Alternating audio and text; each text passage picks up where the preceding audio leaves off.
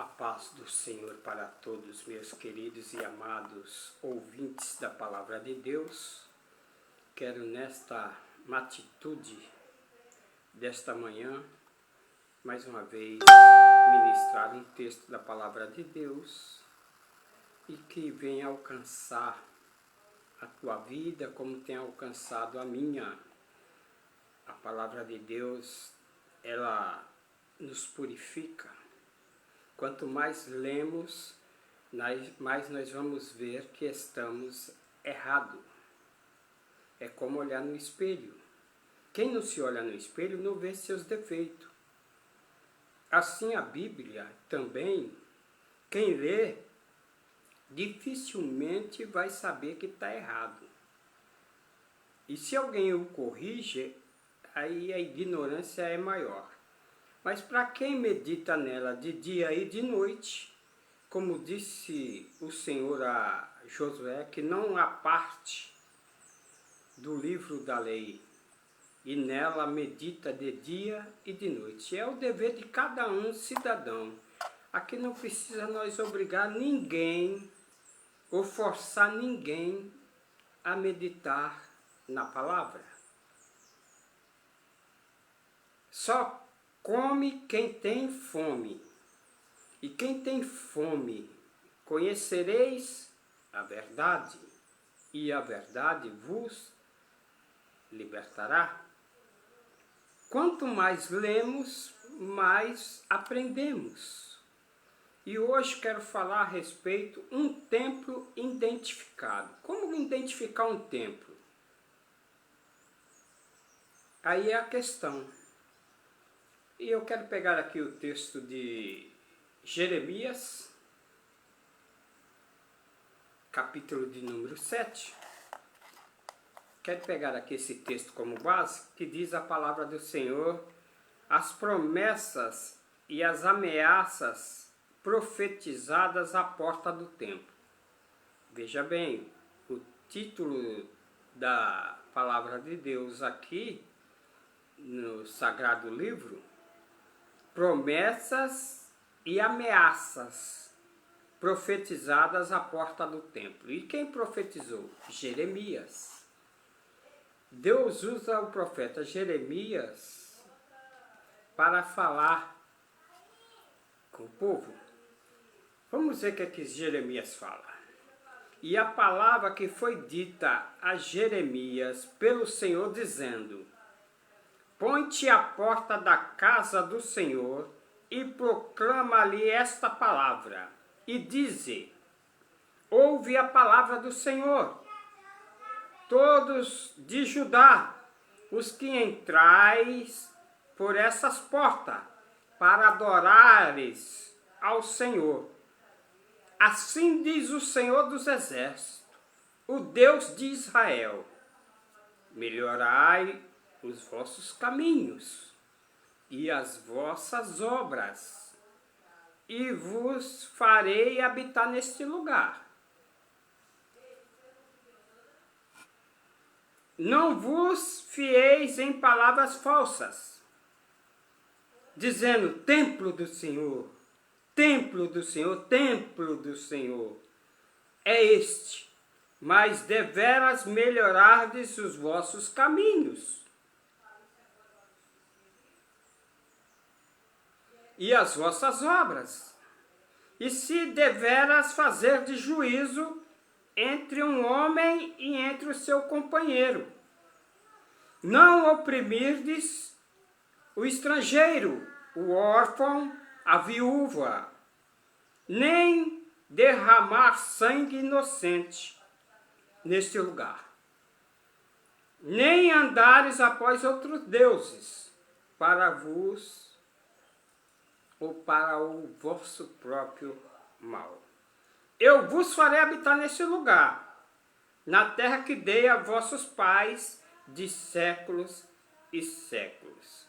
Eis que vos confiais em palavras falsas, que para nada são proveitosas. Furtareis vós e matareis, e os cometereis adultério, e o jurareis falsamente. Queimarão incenso a Baal. Andareis após outros deuses que não são conhecidos, ou que não conhecestes. E então vireis e vos poreis diante de mim nesta casa, que se chama pelo meu nome. E direi, somos livres, podemos fazer todas essas abominações.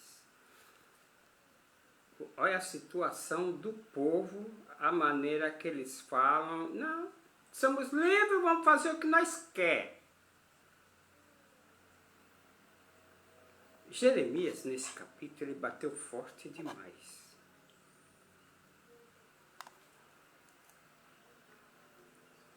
Deus mandou Jeremias olhar para o povo de Judá, para o povo de Israel, e mandou ver direitinho, e depois falou assim, olha, fique tranquilo, Jeremias, é a mim que eles têm provocado a ira, diz o Senhor, antes a si mesmo para a confusão dos seus próprios rostos.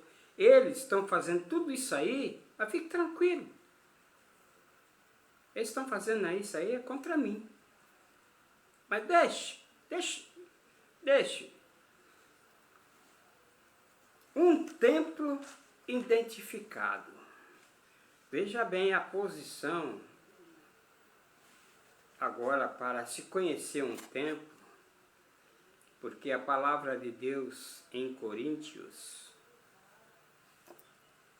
se não me falha a memória, lá no capítulo de número 7 da carta aos Coríntios, que diz assim, que nós somos templo do Espírito Santo. No segundo capítulo, segunda epístola de Corinto, vai dizer isso. Diz assim, o que consenso tem o templo de Deus com o dos ídolos? Porque vós sois o templo de Deus vivente, como Deus disse, nele habitarei e entre eles andarei, e eu serei o seu Deus e eles serão o meu povo. E em outras passagens diz, se alguém destruir esse templo, eu o destruirei. Nós somos o templo. Não confieis, como diz a palavra aqui em Jeremias, não confieis, templo do Senhor, templo do Senhor, templo do Senhor, quer dizer, denominação tal, denominação fulano de tal. Não confieis em templos feitos por mãos de homens, mas o templo feito pela mão de Deus somos nós. Nós somos o templo onde Deus habita. Agora vamos ver se Deus está habitando fora ou dentro. Se quem está habitando é Baal ou demônios, potestades, príncipes das trevas, das regiões celestiais, potestades ou hoste do mal. Quem é que está habitando no teu templo? Pelas obras, disse Jesus, pelas obras conhecereis, ou pela árvore conhecereis o fruto. Para conhecer o fruto aí do templo, vai se ver pela qualidade de vida que a pessoa professa ser. Se ele é do bem ou se ele é do mal. Se ele é do bem e é do mal, não se pode agradar a dois senhores. Ou Deus habita, ou Mamão habita. Não tem como.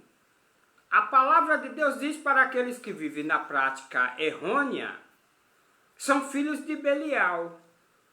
Quem vive na prática da mentira, nunca vi nesses dias um povo sem palavra, sem caráter, um povo que fala e não cumpre. Olha, só a misericórdia de Deus nos dias atuais. E muitas das vezes, esses que estão, às vezes, até dentro do templo, professando. Vamos lá. Salmista Davi, Salmo de número 27, ele vai dizer assim: uma coisa pedi ao Senhor, e a buscarei, que eu possa morar na casa do Senhor todos os dias da minha vida, para contemplar a formosura do Senhor e aprender a seu tempo. Contemplar a formosura do Senhor e aprender ao seu tempo. Então, quem está no templo, no habitar de Deus, aquele que habita no esconderijo do Altíssimo, a sombra do Onipotente descansará. A esse que habita no templo e busca estar no templo. O templo é esse que agora eu estou aqui fazendo agora. Estou adorando ao Senhor na meditação da palavra. Esse é o templo. Se nós buscarmos a Deus todas as vezes, buscai ao Senhor enquanto se pode achar. Invocai-o enquanto ele está perto. Se nós levantar, passar o dia, a metade do dia, a parte da tarde, a noite, e o templo, nós não fazer a morada de Deus, aquele dia não está compensado. Quando o salmista Davi também se expressa, no Salmo 42, ele diz assim: como a serva brama pelas correntes das águas, assim suspira a minha alma por ti, ó Deus. A minha alma tem sede de Deus, do Deus vivo. Quando entrarei e me apresentarei ante a face de Deus? Aí ele faz uma pergunta: quando eu entrarei? Aí depois ele olha para dentro de si e diz assim: por que estás abatida, ó minha alma? E por que te perturbas dentro de mim? Espere em Deus, pois ainda louvarei na salvação na tua presença. Aí ele termina o Salmo 42, no verso 11, dizendo assim: por que estás abatida, a minha alma? E por que te perturbas dentro de mim? Espere em Deus, pois ainda o louvarei. Ele é a salvação da minha face. É o meu Deus. Então, para um templo, as referências estão aí. Tem pessoa que o templo dele é o ventre. Tem pessoa que o templo dele é mamon, só pensa no dinheiro, ganhar dinheiro, sabe? Ostentar o dinheiro que ganha. Mas o salmista Davi, ele pediu uma coisa: para morar todos os dias na casa do Senhor. E ele também não via a hora de se apresentar diante de Deus, quando aqui ele se expressa: quando me apresentarei? Então, vamos trocar uma moeda. Aqui eu tenho 4 itens para falar. Os que entram para adorar, os que melhoram os vossos caminhos, os que melhoram as vossas obras e os que o Senhor vai fazer habitar nesse lugar, que é o templo. Vamos lá? Os que entram para adorar. Aí no verso 2 de Jeremias, nós vemos isso aí, ó. Jeremias, no verso 2: põe-te à porta da casa do Senhor e proclama ali esta palavra e diz: ouve a palavra do Senhor todos os que entrais por essas portas para adorares. Então Jeremias teria que clamar. Aonde? Na porta do templo. Aonde? Diante, face a face, diante de cada olhar. Cara a cara, como diz o ditado, mano a mano. E proclama ali, diante do templo, onde estavam todos, a qual diz o Senhor, o profeta Ezequiel, que todas as almas são dele.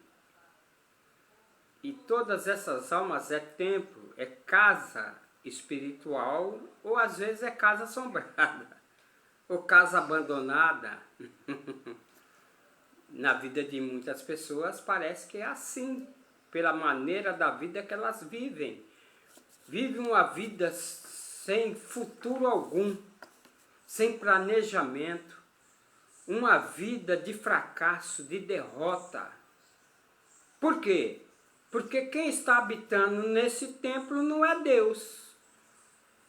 Porque o Senhor Jesus disse, eu sou a porta, e aquele que entrar por mim, entrará, sairá e encontrareis pastagem. As pessoas não querem saber de Deus, por isso o profeta Jeremias, Deus mandou aí para ele falar para o povo. Então vamos lá. Os que entram para adorar por esse templo, o templo do Espírito Santo, qual ninguém dá ênfase mais hoje, ninguém.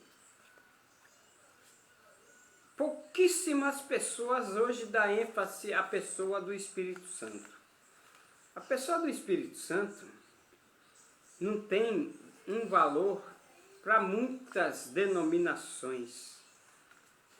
E do jeito que anda hoje a coisa, estão fazendo do templo aí, tirando o púlpito e tirando e fazendo, parece pernoite em boate. É showzão, só para alegrar a carne, mas não tem nada de alegrar ao Criador. Capítulo de número 6 da primeira epístola de Coríntios, o versículo 19 diz assim: ou não sabeis que o vosso corpo é templo do Espírito Santo e que habita em vós, proveniente de Deus, e que não sois de vós mesmo? Nós não somos. Nós somos dependentes. Nós somos propriedade exclusiva de Deus. Nós não somos proprietário propriamente de nós mesmos. Diz aí o verso de número 15 também, diz: não sabeis que os vossos corpos são membros de Cristo? Tornar, pois, os membros de Cristo e tornar-se-á membros de uma meretriz, por certo? Ou não sabeis que o que se ajunta com a meretriz faz um só corpo com ela? E por que serão, disse, dois uma só carne? Mas o que se ajunta com o Senhor é o mesmo Espírito. Quando nós vemos aí, Jesus falando para a samaritana, eis que os verdadeiros adoradores adorarão a Deus em espírito e em verdade. Eu costumo ver as pessoas falando assim, eu vou adorar a Deus. Eu vou adorar a Deus no templo de tal. Vou adorar a Deus na minha denominação. Vou adorar a Deus na minha placa de igreja. Eu não entendi nada. Por quê? Nós somos já o templo da adoração de Deus. Quando nós se ajuntamos uma ou duas ou três pessoas, diz a palavra de Deus que Deus está no meio. Quando nós nos reunimos em um número maior, em uma assembleia maior, em um local, ali é o corpo de Cristo presente e ele é a cabeça. A glória não é das paredes, não é ali daquele edifício, daquele prédio. Não. A glória é a de Deus na minha e na tua vida. Então escute bem. Identificar esse templo que entra para adorar, precisa ter respeito, reverência e piedade. A pessoa, ela própria não se respeita, ela própria não tem piedade dela, como agora vai cuidar do templo dele, esse templo? Tem pessoa que zela de uma tal maneira do templo de 4 paredes. Um templo que foi feito por mãos de homens. Mas o próprio templo, pessoalmente, dela, não cuida. Em Hebreus, capítulo de número 12, aí nessa carta, diz assim, o verso capítulo 12 diz: pelo que, tendo recebido um reino que não pode ser abalado, retenhamos a graça, pela qual sirvamos a Deus agradavelmente, com reverência e piedade, porque o nosso Deus é um fogo consumidor.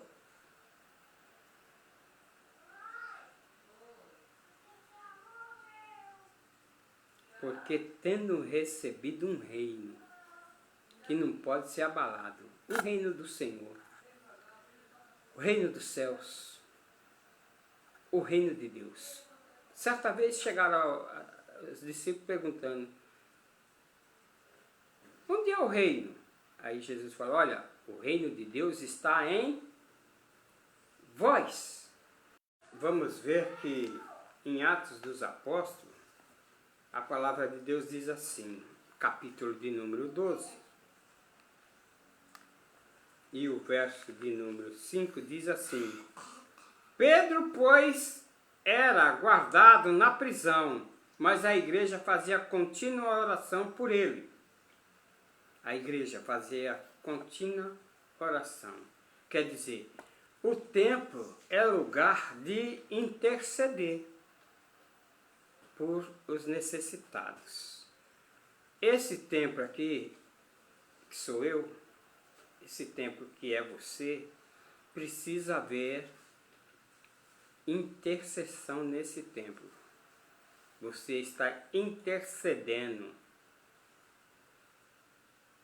por você mesmo, pelos seus entes queridos, pelos seus familiares, pelos governantes, por todos, a qual Judas ele ensina dessa forma, para que nós possa orar, e orar em todo tempo. O templo precisa disso, falar com Deus dormindo, acordando, andando. Onde quer que seja, esse templo precisa ser um templo de intercessão. Quando agora Deus fala pela boca do profeta Jeremias para melhorar os caminhos, disse Jesus: eu sou o caminho, a verdade e a vida. E ninguém vai ao Pai se não for por mim. Israel estava com os seus caminhos tortuosos demais. A maneira que estava aí Israel, quando nós olhamos, Jeremias citando aí, veja bem: eis que vos confiais em palavras falsas, que para nada é proveitosa. Aí ele acusa: furtareis vós e matareis, e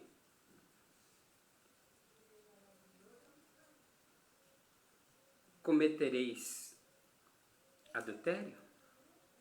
Jurareis falsamente? Queimareis incenso a Baal? E andareis após outros deuses que não conhece? Jeremias faz essa acusação do povo de Israel, do povo de Judá. Aí ele vem dizendo: então vireis e vos poreis diante de mim nesta casa, que se chama pelo meu nome, e direis: somos livres. Podemos fazer todas essas abominações. É igual hoje está acontecendo. Em muitos tempos, o secretismo religioso tem operado e tem dominado a vida de muitos. E qual é o problema? Podemos pôr uma luz negra, podemos pintar até de preto a igreja, pintar de preto, de trevas. Podemos estar no escuro com luz brilhante, radiando, mas queira ou não, confiais em palavras falsas. Há caminho que para o homem parece ser perfeito, mas é caminho de morte. E muitos estão entrando por esse caminho, não o caminho da verdade. Aí o versículo 11 diz assim: e pois esta casa que se chama pelo meu nome, uma caverna de salteadores. Agora o Senhor bate forte e fala: olha, é pois esta casa que se chama pelo meu nome, é uma caverna de salteadores, e os vossos olhos, eis que eu mesmo vi isto, diz o Senhor, casa de salteadores. Se a gente falar hoje que um templo, determinado templo, é casa de salteadores, nós vamos ser ignorados, ou até maltratados ou perseguidos. E agora para Jeremias falar para aquele povo que a casa que eles estavam falando que era templo do Senhor, o Senhor fala que agora é casa de salteadores. Fala para mim. Sabe o que é salteador? Ladrão, roubadores.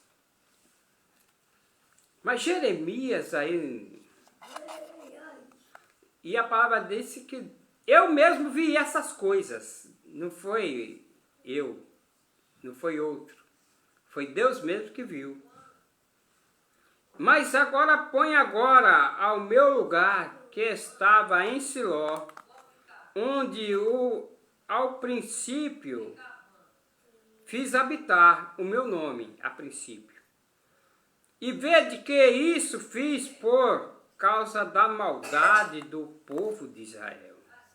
Agora, pois, porquanto fareis todas essas obras, diz o Senhor, e eu vos farei madrugando e falando, e não ouvistes.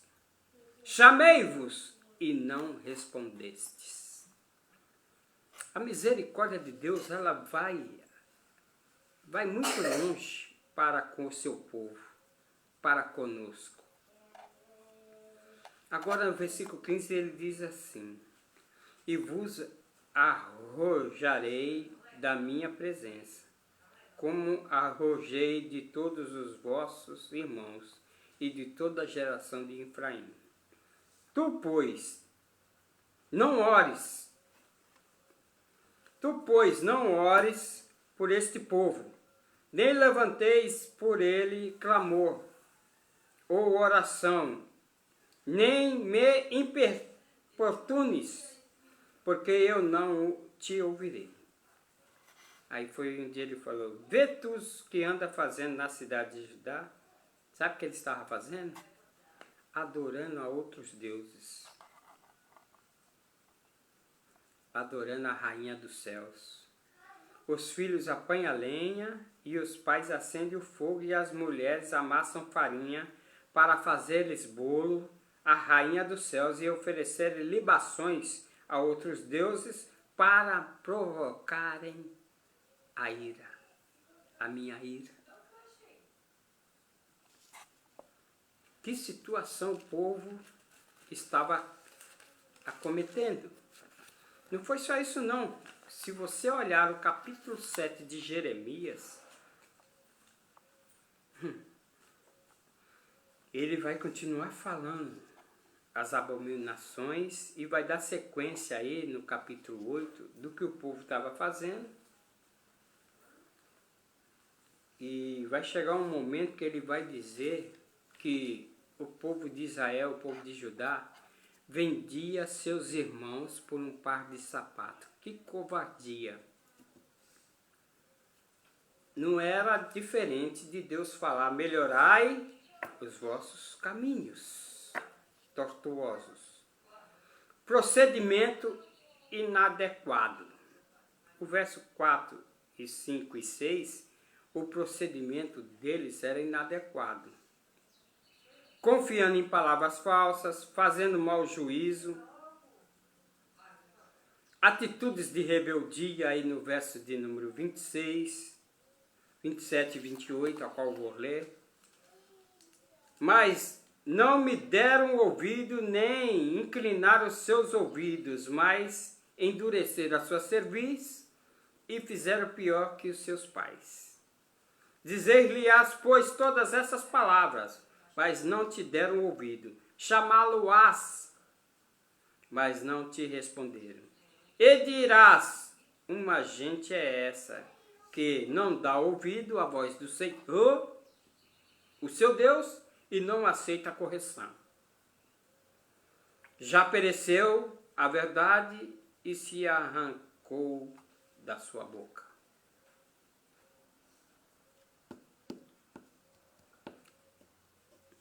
Não dão ouvidos, não aceita a correção, não há verdade nas suas bocas.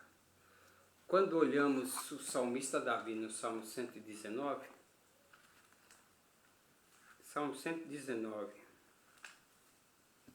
diz assim: oxalá os meus caminhos fossem dirigidos de maneira a poder eu observar os teus estatutos. Então não ficaria confundido, atentando eu para os teus mandamentos. Louvar-te-ei com retidão de coração, quando tiver aprendido os teus justos juízos. Observarei os teus estatutos e não desampares totalmente. Como purificará o mancebo o seu caminho? Observando conforme a tua palavra. Aí ele vem dizendo: escondi a tua palavra no meu coração, para não pecardes contra ti. Quando nós olhamos Paulo, na carta de Paulo aos Colossenses, ele vai dizer assim: para que possais andar dignamente diante do Senhor, agradando-lhe em tudo, frutificando em toda a boa obra, crescendo no conhecimento de Deus. Vai mais rápido, tá demorando. Tá bem. Aí Paulo vem agora ensinando a igreja de Corinto, dos Colossenses, onde ele afirma constantemente que Jesus é a cabeça da igreja. Só que, para muitos aí, a cabeça da igreja é os presidentes de ministérios. Eles são a cabeça. Tem que ir por eles. Quem não lê Bíblia, vai por eles. E confia. Mas quem lê Bíblia, ele anda pelo Espírito. Não estou falando que não devemos respeitá-los. Sim, se eles pregar a sã doutrina, é por direito nós obedecer à voz de Deus, porque é a sã doutrina. Mas se for doutrina de homens, doutrina de demônios, não tem como aceitar. Aí Paulo veio dizendo assim: como aprendeste de Epáfras, nosso amado conservo, que para vós é um fiel ministro de Cristo, como vocês aprenderam dele? O qual vos declarou também a vossa caridade no Espírito, o vosso amor. Por essa razão, vós também, desde o dia em que ouvimos, não cessamos de orar por vós e pedir que sejais cheios do conhecimento, da vontade e de toda sabedoria e inteligência espiritual.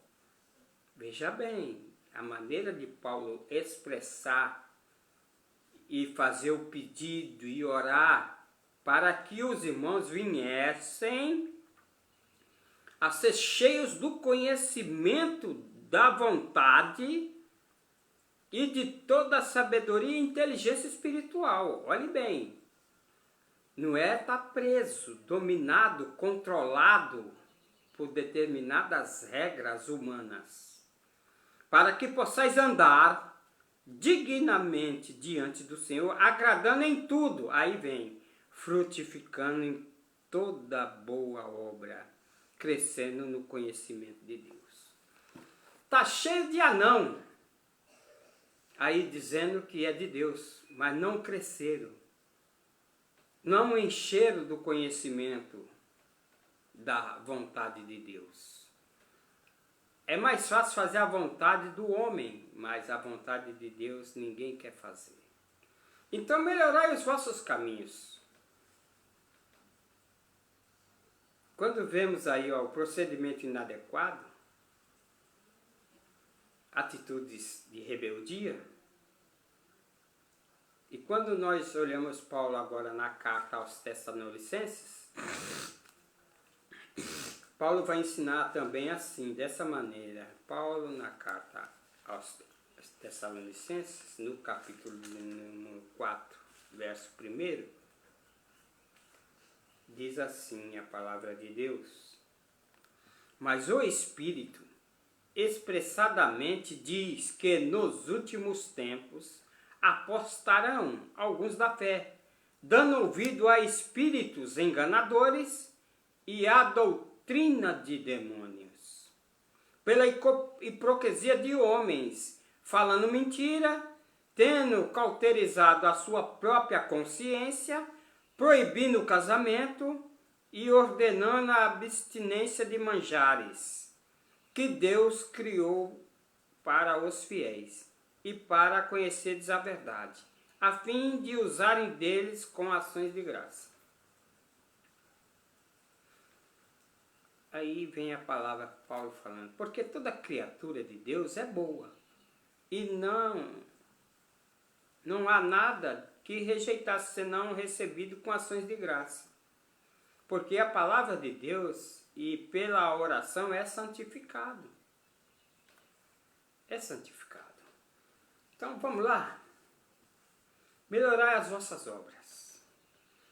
Eles ofereciam sacrifício a outros deuses, como nós já vimos, as mulheres amassando aí, né? E quando olhamos o verso de número 31, que eles edificaram os altos de Tofete, e que está no vale do filho de Inom, e para queimarem no fogo seus filhos e filhas, que nunca ordenei, nem me subiu ao coração. Ao ponto que o povo de Israel chegou de queimar seus filhos, filhas, para o deus Moleque ou Moloque. Olha que ponto eles chegaram. Aí podemos ver o seguinte: melhorar as vossas obras. Traziam abominação na casa do Senhor. Porque os filhos de Judá fizeram o que parecia mal aos meus olhos, diz o Senhor. puseram ali as suas abominações e a casa que se chama pelo meu nome para contaminarem. Aí nós vemos aí, trazer abominações à casa do Senhor. Está vindo uma modernidade agora aí nas igrejas, nos ministérios aí, estão se levantando cada modernidade que a igreja primitiva nunca teve. Não é espelho da igreja primitiva, mas para satisfazer a vontade da carne e de muitos e de seus comandantes, estão agindo assim. Mas não foi assim e não é assim que a Bíblia ensina. A igreja de Corinto, ela precisava, e Paulo chegou em um tempo para lhe mostrar que a situação da igreja de Corinto não estava boa. Aí quando Paulo aqui se expressa, aí na primeira epístola de Corinto, ele vai dizer assim, olha,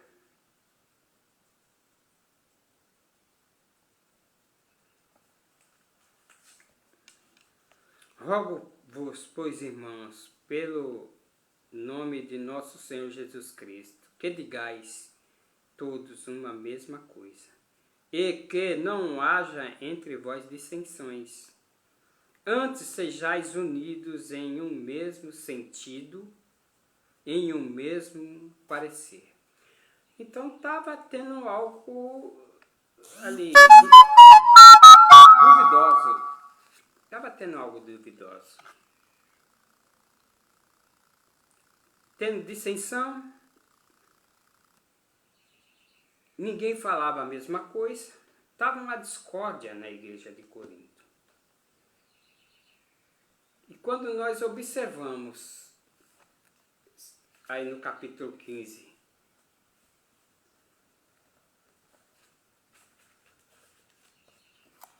da igreja em Roma, mas vós que somos fortes, devemos suportar as fraquezas dos fracos e não agradar a nós mesmos.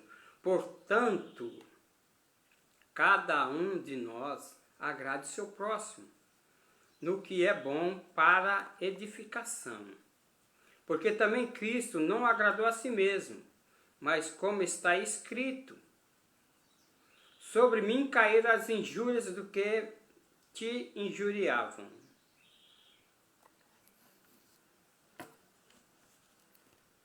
Agradar ao próximo. Parece que fica a pergunta sempre assim, quem é meu próximo? Dá a entender isso. Mas ninguém agrada a seu próximo. Disse Jesus,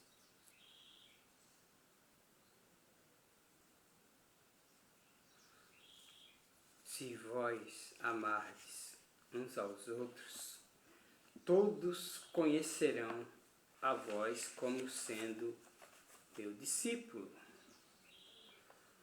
Se amardes uns aos outros. O número de evangélicos no Brasil é muito grande, mas o número de discórdia, de desamor é grande, é bem maior. Pedro, ele falou muitas coisas importantes. Aí, as últimas palavras de Jesus, do nosso Deus, falando para Jeremias, olha, vocês melhoram aí o vosso caminho, as vossas obras, e eu vos farei habitar nesse lugar. Agora, os que o Senhor escolhe para habitar, quando nós olhamos o Salmo de número 65, vai nos ensinar o seguinte, que, olha bem, Salmo de número 65, vai dizer assim, bem-aventurado daquele a quem tu escolhes e faz chegar a ti, para que habites nos teus átrios, nós seremos satisfeitos da bondade da tua casa e do teu santo templo. Então, bem-aventurado aquele que o Senhor escolhe para morar nos seus atos. Aí nós vemos o seguinte, tem uma passagem no livro de Zacarias que o opositor, ele vai estar sempre a nos ver com maus olhos e ver sempre os nossos defeitos. E me mostrou o sumo sacerdote Josué, a qual estava diante do anjo do Senhor, e Satanás estava à sua mão direita para lhe opor. Mas o Senhor disse a Satanás, o Senhor te repreenda, ó Satanás. Assim o Senhor que escolheu Jerusalém te repreende. Não é este um tição tirado do fogo? Ora, Josué, vestido de vestido sujo, estava diante do anjo. Então, falando, ordenou ao que estavam diante dele, dizendo, tirai-lhe os seus vestidos sujos, e lhes disse, eis que lhe tenho feito como quem passa de ti a tua iniquidade, e te vestirei de vestidos novos. E disse eu, ponha-lhe uma mitra limpa sobre a sua cabeça, e puseram uma mitra limpa sobre a sua cabeça, e vestiram de vestidos, e o anjo do Senhor estava ali. E o anjo do Senhor protestou a Josué, dizendo, assim diz o Senhor dos Exércitos, se andares nos meus caminhos, e se observares as minhas ordenanças, também tu julgarás a minha casa, e também guardarás os meus átrios, e te darei lugar entre os que estão aqui. Ouve, pois, Josué, sumo sacerdote, e os teus companheiros que se sentam diante de ti, porque são homens portentosos. Eis que eu farei vir ao meu servo o renovo. Então, o renovo do Senhor é para a minha vida, para a tua vida, para a vida de qualquer um. Mas veja bem, mesmo Satanás se opondo, ele troca as vestes sujas, perdoa os pecados. Põe uma mitra limpa, vestes novas. Põe a glória docisa sobre a cabeça e vestes novas, quer dizer, vestes brancas.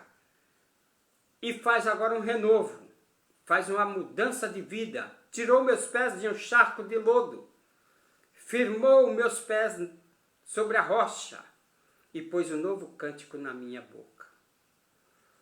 O Senhor Jesus Cristo, Ele perdoa pecado. Pelo seu sangue carmesim, Ele nos purifica de todo pecado. E nesta hora, eu te digo, Ele quer te perdoar, quer te purificar os seus pecados e quer encher da sua glória. A glória do Senhor está enchendo. Está enchendo ali, está enchendo aqui. Basta você sentir a glória. Sinta aí, adorciza a glória de Deus na tua vida. Ele quer que você habite